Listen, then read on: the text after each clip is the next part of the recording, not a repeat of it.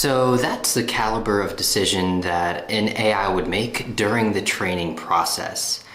Why would that be? Because it either doesn't have good enough data or enough data. Let's head back to before ChatGPT 3.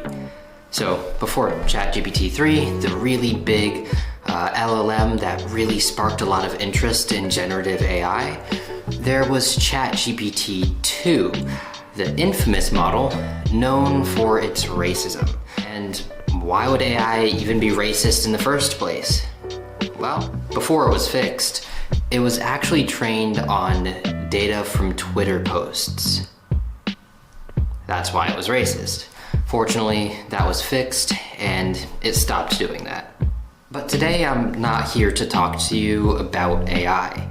I'm here to talk to you about how data impacts the decision-making process. AI is just a really good example of that because it takes data and uses that to make predictions on new data. Similar to the way that people have their experiences and their perceptions, and they use that to predict what they think will happen and to make decisions. So with that being said, the two ways that data really impacts how we make decisions is one, through our perceptions, how we perceive the world, and two, through potential outcomes, what we think is likely to happen as the result of a particular situation or action. And the good news is that there's already a really good framework in place to help us understand how data can be used to impact our decision making by looking at the 4 different types of analytics, seeing the type of data they use, and how that impacts the decision making process. So first, you have Descriptive Analytics. Descriptive Analytics only looks at historical data to find what happened and when it happened. And this is really important for understanding past trends and forming your understanding of the world and how things work. This is also important for decision making, and it supports the other forms of analysis we'll go into next.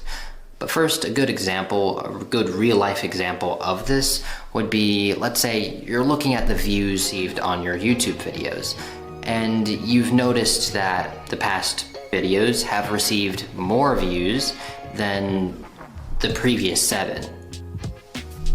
And number 2, you would have Diagnostic Analytics.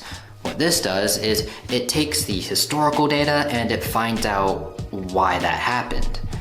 Because knowing what happened doesn't help you too much if you don't know why. Using descriptive and diagnostic analytics together is really powerful as it lets you understand why trends occurred.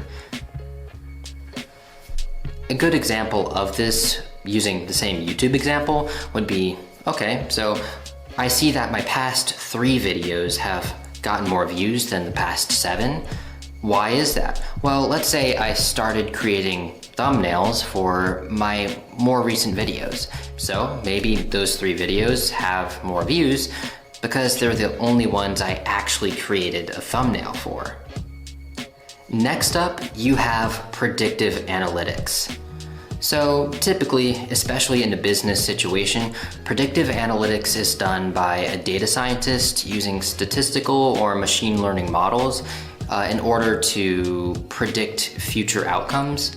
But for the purposes of this video, all it really is looking at the past historical data, the reasons for why a trend occurred, and then looking at current data, things like, let's say for YouTube, you're going to post a video.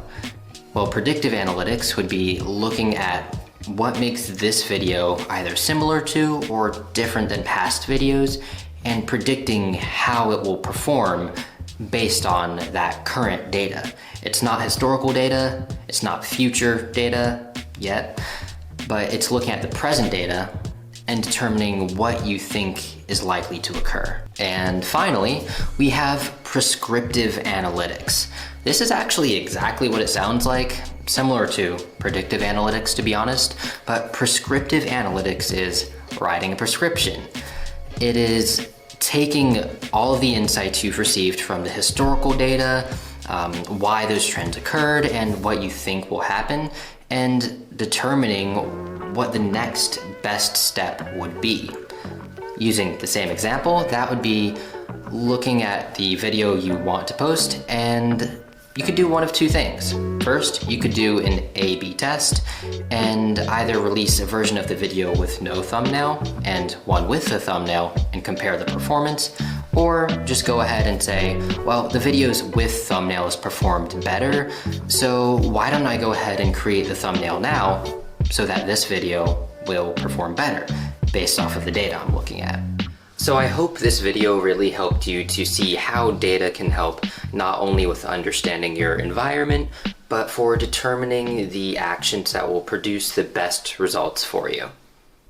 With that, take care, and I'll see you in the next one.